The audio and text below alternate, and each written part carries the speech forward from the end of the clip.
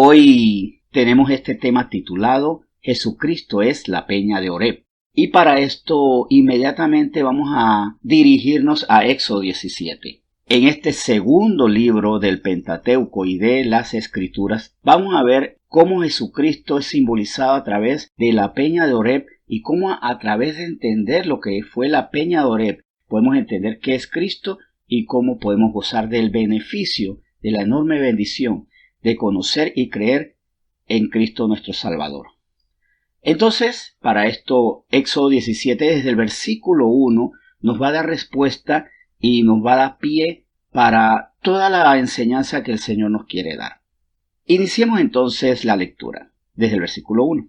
Toda la congregación de los hijos de Israel partió del desierto de Sin por sus jornadas, conforme al mandamiento de Jehová, y acamparon en Refidim, y no había agua para que el pueblo bebiese. Y altercó el pueblo con Moisés y dijeron: danos agua para que bebamos. Y Moisés les dijo: ¿por qué altercáis conmigo? ¿Por qué tentáis a Jehová?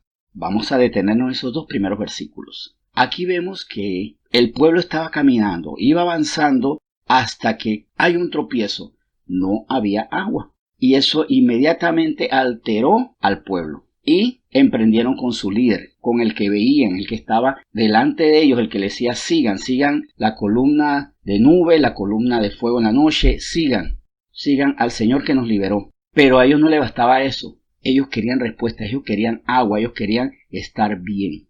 Entonces esto nos lleva a entender que todo puede ir bien hasta que las cosas comienzan a ir mal. Todo camino es agradable hasta que nos tropezamos con la primera piedra, y la primera piedra que nos golpea el dedito ahí ya nos va quitando la alegría del camino. Todo el paseo está bien hasta que comienza a llover. Todo está bien hasta que se acaba el dinero. Todo está bien hasta que la alacena queda vacía. Nosotros permitimos que los inconvenientes nos quiten la alegría, y el inconveniente en un segundo nos quita la alegría que puede haber tenido horas. Y es más, muchas veces es triste, porque recordamos tiempo después. ¿Te acuerdas aquel paseo donde nos cayó la lluvia, aunque hubo horas de sol? ¿Te acuerdas ese matrimonio donde de repente te quedaste sin trabajo y por eso fracasó? ¿Te acuerdas de esa fiesta donde todo estaba bien hasta que cayó el pastel en la mesa y ya se aguó la fiesta? ¿Te acuerdas de esa buena amistad que tú tenías hasta que un día no te quiso respaldar, no te dio dinero, no te dio consejo, no te felicitó? Entonces dejamos que momentos puntuales acaben con una totalidad. Y sobre todo dentro de esto, permitimos que los eventos contrarios nos hagan pelear unos a otros. Y aquí al Moisés que ellos amaban, que admiraban porque los había llevado a libertad, en ese momento les irritaba porque no había agua. Y aquí también vemos que nosotros como hijos de Dios tenemos una visión demasiado natural, primaria de la vida, porque todo lo que ocurre, salvo lo que está buscado por nuestro pecado, viene de Dios. Que no haya agua, que haya demasiada agua, que el sol sea demasiado caliente, que haya mucho frío. Esas cosas no necesariamente son fruto de nuestro pecado, son las cosas que Dios permite para probar si vamos a caer en pecado o si vamos a actuar espiritualmente. Aquí lo que me gusta dentro de todo esto es lo que vamos a aprender a partir del versículo 3. Y dice así: así que el pueblo tuvo allí sed y murmuró contra Moisés. Y dijo: ¿por qué nos hiciste subir de Egipto para matarnos de sed a nosotros, a nuestros hijos y a nuestros ganados? Ser líder tiene un costo. Ser líder, cabeza de familia, ustedes padres de familia, tienen un costo. Ustedes lo saben. ¿Cuántas veces los hijos se resienten? Porque mi mamá inventó esto. ¿Por qué nos mudamos para acá? ¿Por qué me compraste esto? ¿Por qué no me compraste esto otro? ¿Por qué esto y lo otro y lo otro y lo otro? Aunque nosotros seamos guiados por Dios, Moisés y todo el pueblo de Israel estaban siendo guiados por Dios. Dios nos guía, Dios nos lleva, Dios nos dirige. Y cuando no nos gusta lo que Dios nos da, entonces peleamos. Estaba recordando lo que estudiaba ayer en el tema de las serpientes del desierto. Como, vuelvo, insisto, por esto me llama mucho la atención, le decían a Moisés: pobre Moisés, es que no hay pan ni hay agua, pero el pan es ligero. O sea, ¿hay pan o no hay pan? ¿Hay respuesta o no hay respuesta? Sí hay respuesta, pero no es la que yo estaba esperando. Entonces terminamos altercando y diciendo hasta mentiras. No, es que no hay pan, aquí no hay nada en esta casa. Sí hay, pero no es lo que a mí me gusta. No es la vida que yo quiero. Y terminamos, vuelvo y repito, mintiendo y siendo injustos. Pero aquí Moisés hace lo que debe hacer. Entonces clamó a Moisés a Jehová, diciendo: ¿qué haré con este pueblo? De aquí a un poco me apedrearán. vuelvo y repito, una de las actitudes que más éxito produjo a Moisés fue no responder de tú a tú a la gente que se queja. El primero se dirigía a Dios. Después Dios le decía, dile esto o haz esto. Porque cuando yo hablo con Dios, Dios me va a decir lo siguiente, dices esto y lo corriges. O no digas nada, sino haz esto. En este momento, ¿cuál es la respuesta de Dios? Versículo 5. Y Jehová dijo a Moisés, pasa delante del pueblo y toma contigo de los ancianos de Israel, y toma también en tu mano tu vara con que golpeaste el río, y ve. He aquí que yo estaré delante de ti allí sobre la peña en Horeb, y golpearás la peña, y saldrán de ella aguas, y beberá el pueblo. Y Moisés lo hizo así en presencia de los ancianos de Israel. Lo lógico es que el Señor lo hubiera llevado a un manantial, a un lago, a un río, lo lleva a una peña. O sea, lo más ilógico es como que yo quiera pan y me lleven a una ferretería. O sea, no es lógico. Y es que Dios intencionalmente no es lógico. Para que no seamos prosaicos, para que no seamos primarios, para que no veamos solamente las cosas elementalmente. La fe nos llama a nosotros a romper esquemas. ¿Y cómo nos llama a nosotros a romper esquemas? Dios mismo rompiendo los esquemas. Dios rompe continuamente los esquemas. Dios no dijo, les voy a dar una vereda secreta para que en tierra ustedes vayan al desierto y luego a la tierra prometida. No, crucen el agua. Es que nosotros no somos peces, nosotros no somos Aquaman, no somos Medusa, no somos nada de estas cosas. Pasen por ahí. No es lo lógico para ustedes. Es imposible para ustedes. Pero ahora van a ver cómo yo rompo esos esquemas y cómo yo me manifiesto con acciones imposibles para el hombre, porque yo soy Dios. Por eso es que yo soy Dios, porque yo hago lo que hombre alguno no puede hacer. Entonces imagínense clase de fuente de agua, una roca, y allí Dios saca el agua que ellos necesitaban.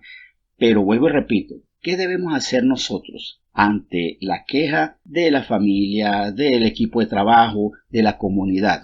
Ponerme de tú a tú, ahí es que fallamos mucho. Inmediatamente dirigirnos a Dios, no decirle nada a la gente, sí, pero lo que Dios manda. Miren, ayer algo que también reflexionaba es que muchas veces el espíritu quiere y la carne hace. Entonces yo tengo un ardor espiritual por decirle cosas a la gente o por hacer acciones para bendecir a la gente, y la carne, mi carnalidad, mis emociones alteradas, dice, no, yo voy. Entonces, esta auténtica decisión espiritual a veces es dañada porque la carne ejecuta mal. La carne se apura. Por eso es que yo tengo que orar, porque mi carne es muy respondona y mi carne es rapidísima. Mis emociones son muy rápidas. Por eso es que muchas veces yo digo, pero es que yo hablo sin pensar. Porque precisamente eso, primero tienes que pensar, examinar, meditar y actuar. Y en el caso de los cristianos, primero tienes que hablar con Dios para que Él te lleve a meditar, a examinar y luego decidir. Moisés, vuelvo y repito, era un hombre muy acertado, porque él primero hablaba con Dios y luego Dios le decía, o dices esto o haces esto. O haces diciendo esto o dices mientras estás haciendo esto. Así debe ser nuestra vida siempre. Lección, siempre debemos dirigirnos primero a Dios para saber qué decir y qué hacer, o qué decir y hacer al mismo tiempo, o a veces ni decir ni hacer, guardar una pausa. Todo eso está en la instrucción de Dios. Aquí vemos entonces que efectivamente en el versículo 7, después de que ellos reciben el agua, el Señor da dos lecciones a través de dos términos que vamos a ver aquí. Dice el versículo 7, y llamó el nombre de aquel lugar Masá y Meriba, por la rencilla de los hijos de Israel, y porque tentaron a Jehová diciendo, ¿está pues Jehová entre nosotros o no? Etimológicamente, Masá y Meriba significan lo siguiente. Masá significa examen, prueba, tentación, y Meriba, riña. O sea que a través de la prueba tenía que haber una respuesta. ¿Cuál fue el problema de ellos? Que a través del examen que Dios les puso, porque esa escasez de agua era un examen de Dios, una prueba para ver si ellos pecaban o no. Ellos pecaron, riñeron, murmuraron, y quedó marcado en la memoria de ellos, de su pueblo, que ese lugar representaba un examen fracasado. O sea, para el pueblo ese fue un examen que ellos fracasaron y tenían que recordar ese nombre como el lugar donde se equivocaron. Muchas veces nosotros tenemos que recordar para aprender cómo ante ciertos exámenes, pruebas o tentaciones reaccionamos. Se acabó el dinero de la quincena, ¿cómo reaccionamos? Es que tú todo lo haces mal, tú gastas en lo que sea, consientes a los niños, tú no tienes consentido el ahorro, no sé para qué me casé contigo, no sé ni por qué Dios no está con nosotros. O sea, y comienzo a decir una serie de cosas necias, peligrosas, injustas. O comienzo a tomar acciones, porque a veces el problema no es lo que digo solamente, sino lo que hago. Entonces me voy de la casa y me voy. Porque es que en el examen, en la prueba, la tentación, no actué conforme a la palabra de Dios. Pero aquí también, recordando que este evento profetizó a Cristo, vamos a el Evangelio de Juan y vamos a empezar por Juan 16, versículo 33. Porque las pruebas a nosotros nos quitan la paz, ¿verdad?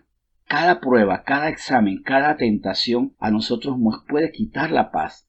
Nos quedamos sin agua, nos quedamos sin pan, nos quedamos sin dinero, nos quedamos sin salud. Así como muchas familias están riendo por tu culpa, metiste el coronavirus en esta casa. Por tu culpa, por ese trabajo que tú tienes, porque ahora tú eres la enfermera, pues tú eres el doctor. Tú ahora eres el pateperro, lo que sea. Hay muchas crisis y no está bien que entre el coronavirus en nuestra casa, pero ¿cómo lo estamos viviendo? ¿Riñendo o construyendo? ¿Orando con Dios o murmurando entre nosotros? Dice Juan 16:33. Estas cosas os he hablado para que en mí tengáis paz. En el mundo tendréis aflicción, pero confiad, yo he vencido al mundo. Por supuesto que ahí vemos cómo Jesús, como la peña de Oreb, se presenta delante de la gente. Y a veces no es lo lógico. ¿Cómo que yo tengo un problema y me pongo a hablar con Jesús? ¿Cómo es que ante Él me acerco? Si yo tengo un problema que tengo que resolver lógicamente. ¿Cómo que ante la falta de agua me dirijo a una piedra? Si yo lógicamente tengo que buscar un manantial, tengo que buscar un río o un lago, tengo que buscar una fuente lógica, humanamente entendible. Y Jesús humanamente no es entendible. Y yo sé que para nuestra familia o para nuestros compañeros de trabajo es absurdo que haya un problema y uno diga, espérate que voy a hablar con Jesucristo. Ay sí, por favor, con tu amigo imaginario. ¿Para qué? Muévete, ¿vas a estar orando mientras que hay que resolver esto ya? Pues sí, porque Él mismo dijo, en el mundo tendréis aflicción, pero confiad, yo he vencido al mundo. Y antes de eso dijo en ese mismo versículo 16:33 del Evangelio de Juan, estas cosas os he hablado para que en mí tengáis paz. Y si nos queda duda de que ciertamente la peña de Oreb profetiza a Cristo como fuente que nos quita la sed y nos da paz, porque con sed saciada regresa la paz, sin sed no hay paz. Vamos a Juan 7 del 37 al 39 para que quede bien completo el concepto. Y leemos cómo el Señor como peña de Oreb se da a nosotros ante las situaciones que nos agobian, nos desconciertan, nos enojan, nos quitan la alegría, el gozo, la esperanza, la paz y todo lo demás que es muy bueno, venciendo las circunstancias, venciendo al mundo. Dice así, en el último y gran día de la fiesta Jesús se puso en pie y alzó la voz diciendo, si alguno tiene sed, venga a mí y beba. O sea, si alguno tiene sed, deje de andar murmurando, deje de andar peleando, venga a mí y beba, como hizo Moisés que comenzó a hablar con Dios Padre. Seguimos la lectura. El que cree en mí, como dice la Escritura, de su interior correrán ríos de agua viva. Esto dijo del Espíritu que habían de recibir los que creyesen en él, pues aún no había venido el Espíritu Santo porque Jesús no había sido aún glorificado.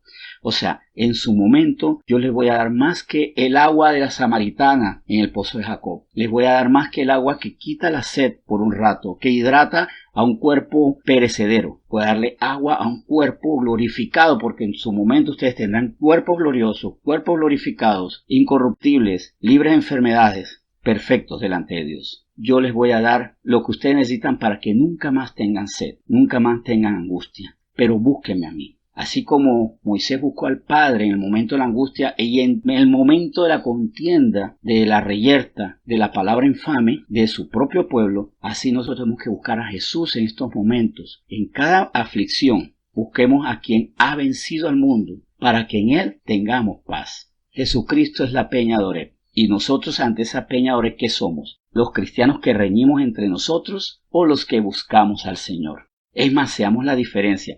Bienaventurada la nación cuyo Dios es Jehová, y bienaventurada la familia cuyo Dios es Jehová, y Jesucristo es el bastión, es la roca, y todos se ponen a orar. Esa es la familia ideal. Pero si no todos se ponen a orar, sea usted el Moisés de su familia. El que diga, sigan discutiendo o no, yo voy a hablar con el Señor para ver qué Él me dice que yo haga o diga. Entonces, gracias al Señor porque hoy nos ha enseñado cuál debe ser nuestra actitud ante los inconvenientes, ante las carencias, ante los conflictos, la enfermedad, los peligros. No murmurar, no acusarnos, sino más bien la actitud de Moisés. Y decirle a todos en la casa, todos pueden ser como Moisés, personas que buscan al Señor para saber luego qué hacer, qué decir y descansar, tener paz, porque en el Señor está nuestra paz. Vamos a orar. Señor, muchas gracias por este tiempo tan especial. Gracias porque tú nos has recordado que tú eres la peña de Oreb, que en ese evento tú fuiste profetizado para que nosotros hagamos lo que hizo tu siervo, lo que hizo Moisés, que evitemos el error, la riña, que fue producto de una prueba mal entendida, porque la riña que hubo en ese lugar fue producto de una prueba que fue respondida por nuestra carne.